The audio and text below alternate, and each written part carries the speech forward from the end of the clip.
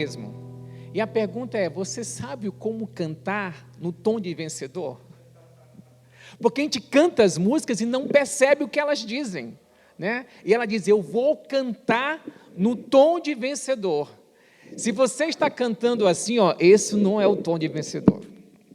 Esse não é o tom de vencedor. O tom de vencedor é peito para fora, barriga para dentro, entendeu? Esse é o tom de vencedor. O tom de vencedor não é assim, aquela coisa encolhida, entendeu? O tom de vencedor é essa coisa vibrante para fora. Esse é o tom de vencedor. A certeza, a convicção. Não é nem, nós cristãos que estamos em Jesus, não é nem a certeza da vitória, porque a vitória nós já temos, gente. Essa história, uma coisa que eu e você precisamos lembrar, que a nossa história, só você olhar lá no final, em Apocalipse, já está concluída.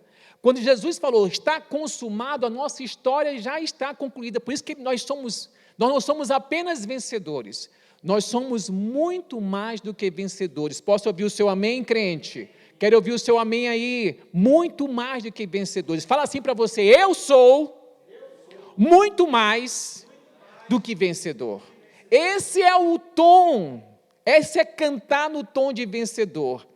Nós estamos hoje na nossa última terça-feira do mês de abril, estamos encerrando a campanha Vitória nos Relacionamentos, e eu quero trazer uma palavra que o tema é o relacionamento que traz vitória. Eu sei que passamos o mês todo falando sobre princípios para que nós tenhamos vitória nos relacionamentos. E eu sei que essa é uma área que todos nós queremos ter vitória. Todos nós queremos ter vitória em nossos relacionamentos. E a começar, e quando nós falamos de nossos relacionamentos, nós estamos falando de relacionamento familiar, relacionamento marido e mulher, relacionamento de irmãos, relacionamentos com amigos, relacionamentos na empresa, em tudo que você possa imaginar em termos de relacionamento, nós queremos ter vitória nos nossos relacionamentos. Agora é interessante, né, que todas as vezes que eu pergunto para as pessoas, ou a maioria das vezes, né, eu aprendi que nós não podemos usar essa generalização todas as vezes, todos são assim. A maioria das vezes que nós perguntamos para as pessoas, como está o seu relacionamento com Deus? As pessoas sempre vão fazer menção da sua vida com a igreja. Não estou muito bem, eu não tenho ido à igreja, eu não tenho participado dos cultos, eu não tenho assistido aos cultos, porque agora a dificuldade que nós temos tido para estarmos reunidos, né? Então agora nós precisamos acompanhar o culto, né? Pelos canais da mídia, pelo YouTube, pelo Facebook, pelo Instagram, seja por onde estiver sendo transmitido. Mas a maioria de nós costuma dizer, eu não tenho ido à igreja, eu não tenho participado dos cultos, eu não tenho assistido aos cultos.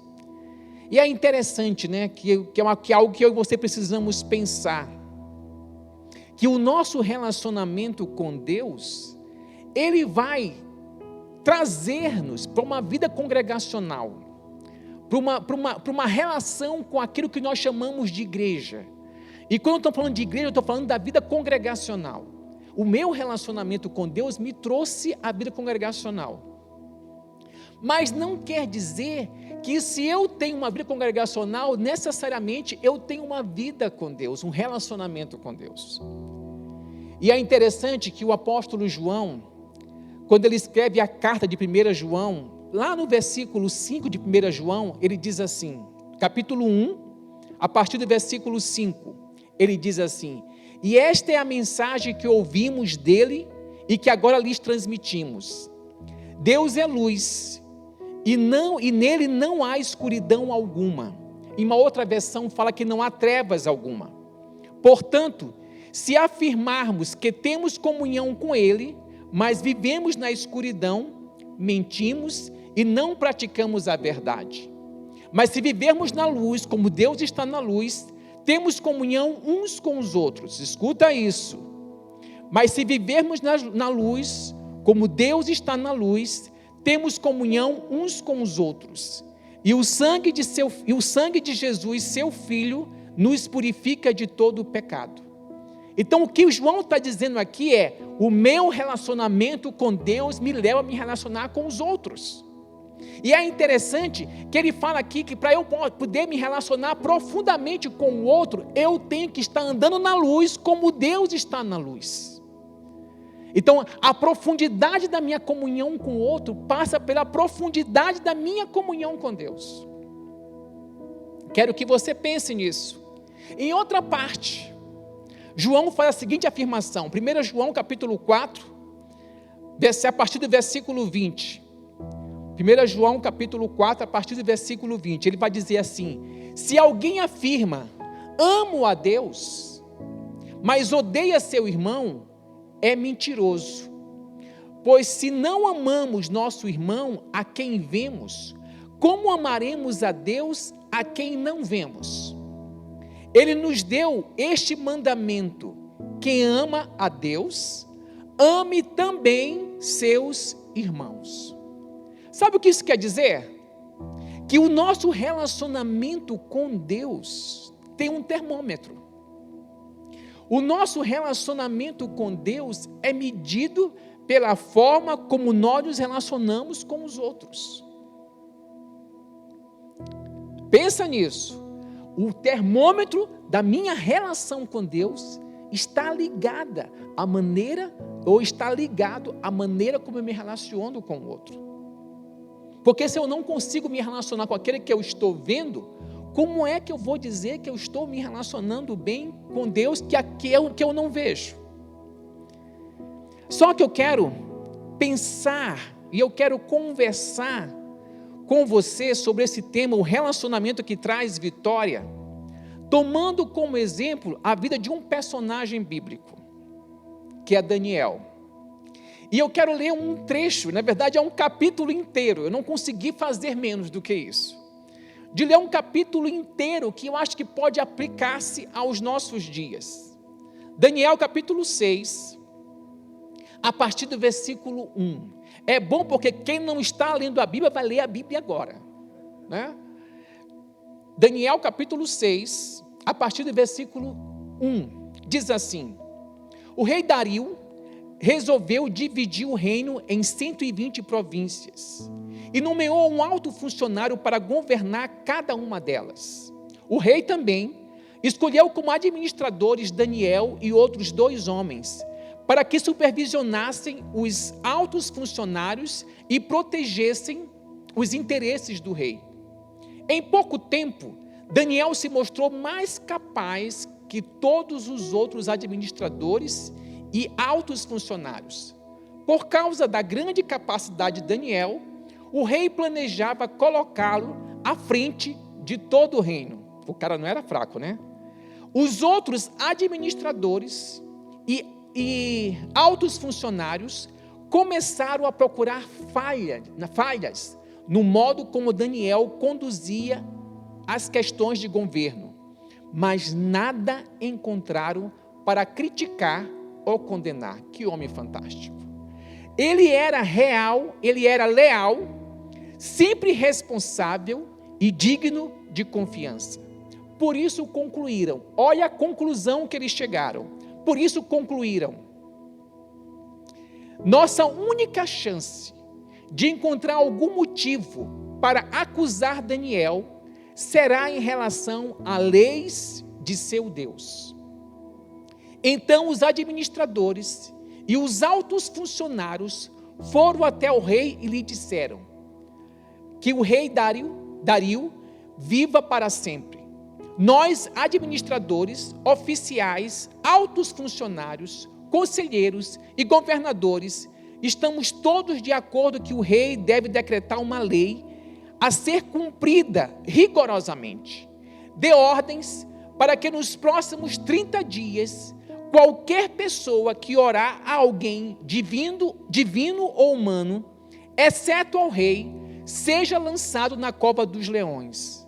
Agora, ó rei, decrete e assine essa lei para que não possa ser mudada, como lei oficial dos medos e dos persas, que não pode ser revogada. E o rei Dario assinou a lei. essa lei, ela tinha um objetivo. Essa lei, ela tinha uma finalidade, e a finalidade específica era atingir a vida pessoal de Daniel com Deus. Traga para os nossos dias. Nós começamos a viver, eu não estou aqui com aquela noção de teoria da conspiração, tá? Mas eu quero que você pense comigo nos nossos dias. Nós começamos a viver a pandemia no Brasil a partir de março de 2020. De março de 2020, nós começamos a ter dificuldades, até mesmo por causa da situação, de nos congregarmos, de estarmos juntos, de vivermos a vida dentro da normalidade que estávamos acostumados. Só que alguns de nós, a nossa vida com Deus passava pela vida congregacional. Quando nos foi tirada a vida congregacional, foi nos tirado a vida com Deus. Pensa nisso. A partir daquele momento, muitos ficaram sem norte. A partir desse momento, muitos afastaram-se de Deus, esfriaram o coração. Por quê? O que mantinha aquecido essas pessoas? O que mantinha aquecido era a vida congregacional. O vazio da vida congregacional trouxe o vazio da vida com Deus. De repente, a vida com Deus não tem mais sentido.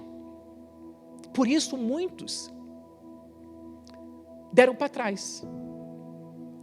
Agora, é interessante que eu quero daqui a pouco fazer uma observação aos 30 dias.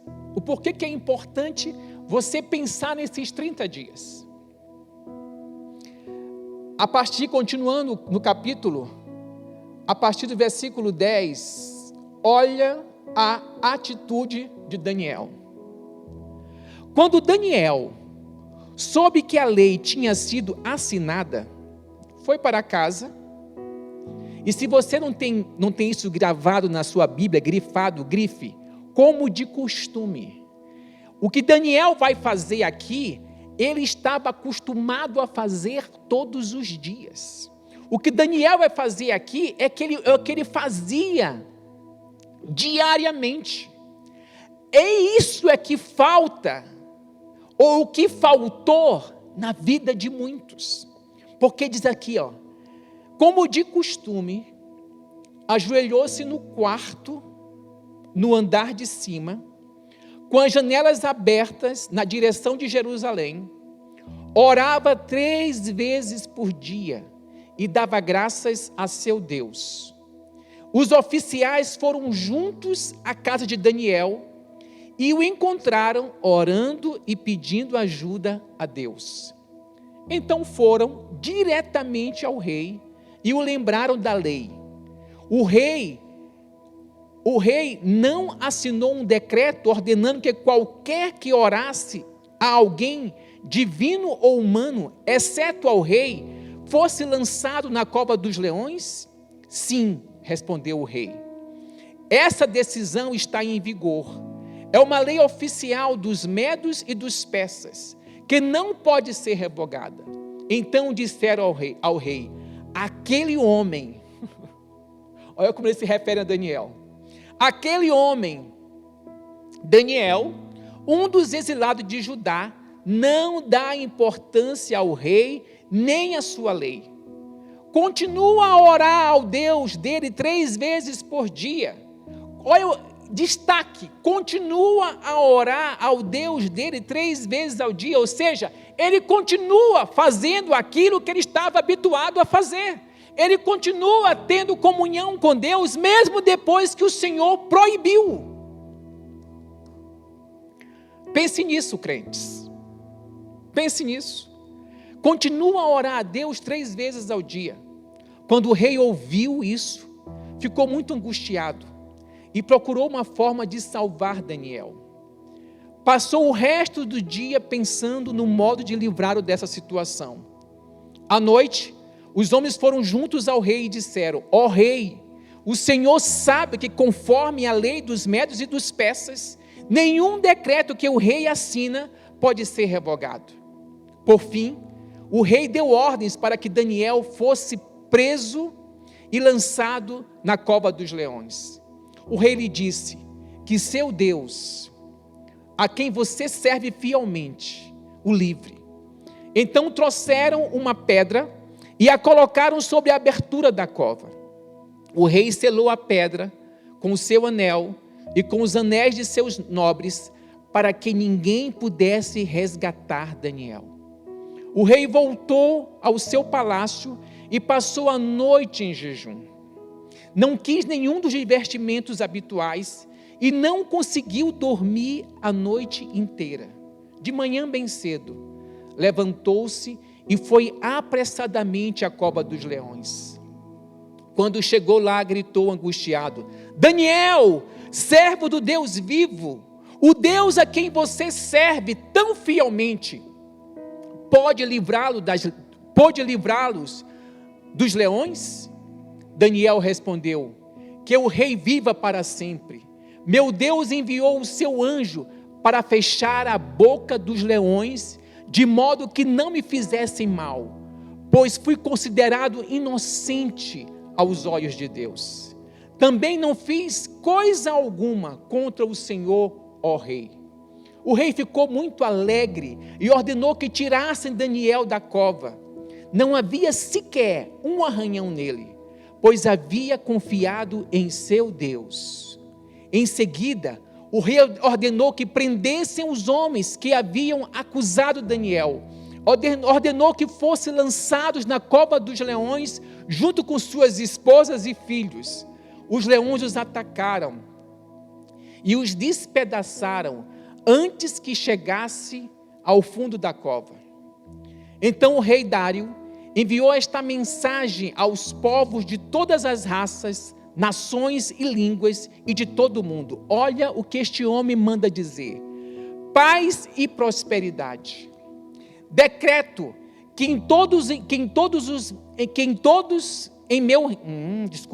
decreto que todos em meu reino devem temer de medo diante do Deus de Daniel, pois ele é o Deus vivo e permanecerá para sempre. Seu reino jamais será destruído e o seu domínio não terá fim. Ele livra e salva seu povo, realiza sinais e maravilhas nos céus e na terra. Foi ele que livrou Daniel do poder dos leões. E olha como termina, como é concluído este capítulo. Assim Daniel prosperou durante o reinado de Dário e durante o reinado de Ciro, o persa. Quando eu falo para você sobre o relacionamento que traz vitória, eu quero que você repouse a sua mente, os seus olhos, nesse relacionamento valioso que Daniel tinha com Deus. E tudo que ele colheu por cultivar esse relacionamento, esse profundo relacionamento. Agora, uma coisa que você precisa pensar: por que 30 dias? Você pode ler os livros que falam sobre hábitos, e você vai descobrir que para criar um hábito é necessário mais ou menos 21 dias. Um hábito é criado mais ou menos durante 21 dias. E o decreto aqui era 30 dias. Alguns de nós passamos muito mais de 30 dias sem congregarmos. Se nós não temos vida pessoal com Deus, meu querido, a nossa tendência é deixar de lado. A nossa tendência é que outros hábitos surjam na nossa vida. E eu quero que você pense, o que assumiu, ou o que tem assumido o lugar do seu relacionamento com Deus. Uma outra coisa importante aqui, é você pensar, tudo o que está acontecendo tem uma causa. E a causa é afetar o seu relacionamento com Deus. Uma outra coisa também que eu quero que você pense. Daniel resolveu continuar fazendo o que era habitual. Você e eu precisamos continuar fazendo o que é habitual. Deus trouxe livramento a Daniel pela sua perseverança. Meu querido, continue perseverando, porque Deus vai trazer livramento a você. Observa que todos os seus inimigos, que todos os inimigos de Daniel foram derrotados. E Deus foi glorificado e Daniel prosperou. Eu quero que você traga essas verdades à sua mente. Eu quero que você pense nessas verdades. E que Deus possa abençoar profundamente o seu coração. Quero chamar o pessoal do louvor aqui. Quero chamar o pastor Rodolfo para ministrar nesse momento, para orar por nós.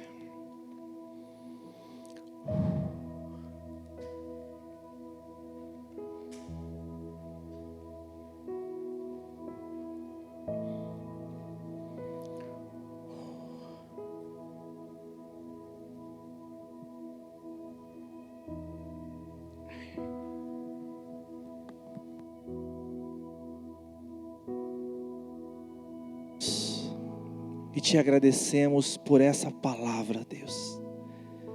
Essa palavra, Deus, que veio diretamente do teu trono, Deus. Para trazer, Deus, um homem como Daniel, a nós vivermos o que Daniel viveu, Pai. Senhor, nós te pedimos nesse momento, que o Senhor toque o coração de cada um dos teus filhos, Pai. Toca nesse momento, porque o Senhor, Pai, é a base de tudo em nossas vidas. Querido, comece a orar ao Senhor nesse momento. Se, conforme aconteceu com Daniel, talvez você, com as pressões, com as situações, sabe, as circunstâncias conseguiram roubar você do seu lugar com Deus. Conseguiram roubar você de estar mais próximo do Senhor. Mas nesse momento, faça um voto com o Senhor. Fala: Senhor, eu volto para o altar. Senhor, eu volto para a minha posição. Eu volto, Deus, para a minha aliança. Como o pastor declarou, é o Senhor que te sustenta. É o Senhor que te fortalece. Não deixe esse lugar. Não deixe esse lugar. Volta ao teu lugar nesse momento, querido. Se possível agora, dobra o seu joelho. Fala com o Senhor. Senhor, eu volto a esse lugar. Talvez você tenha andado cabisbaixo. Talvez você tenha andado sem esperança. Talvez você tenha andado culpando as circunstâncias, culpando o A ou o B. Mas não é tempo de culpar. Não é tempo de procurar pessoas. Não é tempo de procurar circunstâncias. Mas é tempo de buscar ao Senhor. É tempo de se fortalecer no Senhor. Em nome de Jesus, Senhor, nós ministramos a Tua graça, nós ministramos a Tua unção, nós ministramos o Teu poder, em nome de Jesus, em nome de Jesus, em nome de Jesus, aleluia. Cante essa canção.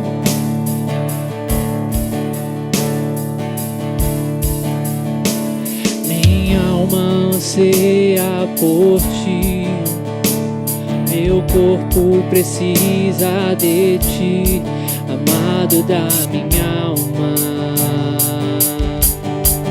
Vem me transformar.